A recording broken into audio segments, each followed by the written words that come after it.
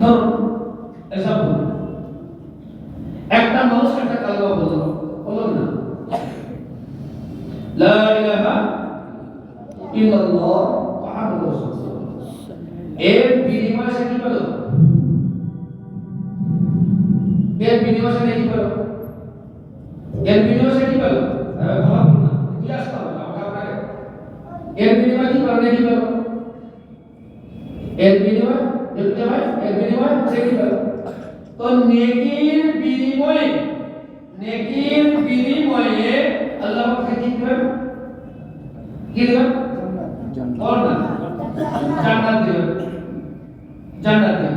তাহলে বলি যে দুনিয়াতে 1 মিনিট যে আমি কালমা পড়তে লাগলো, 1 সেকেন্ড লাগলো, তো কালমার দাম বেশি না জান্নাতের দাম বেশি? কার দাম বেশি? কালমার দাম বেশি। জান্নাত তো এই জান্নাতীদের উপহার নয়। জান্নাত তো জান্নাতীদের উপহার নয়। আচ্ছা ধরুন এই এক্সাম্পল, এই যে স্টেজ মাইক, এটা কি ওয়াজ না ওয়াজের জায়গা? হ্যাঁ, ওয়াজের জায়গা, বুঝেছি। নুসরতের জায়গা, ওয়াজের জায়গা, তাকরীরের জায়গা, তাই তো? এটা ওয়াজ না। তখন এই জান্নাত কি?